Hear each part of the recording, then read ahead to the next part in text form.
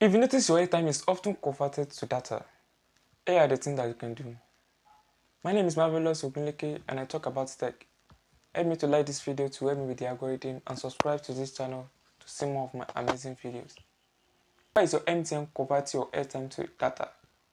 It might be because of subscription or app running in the background or USD charge. How do we go about it? The first thing to do is to dial this code. Dial *312 *201#. This code will help you to cancel the subscription immediately. And if this code doesn't work for you, then call the customer care on the line 300. This is for MTN. So if you want me to do for any other line and if this code works for you, put a comment down in the comment section. Thank you for watching this video. See you in my next video. Bye.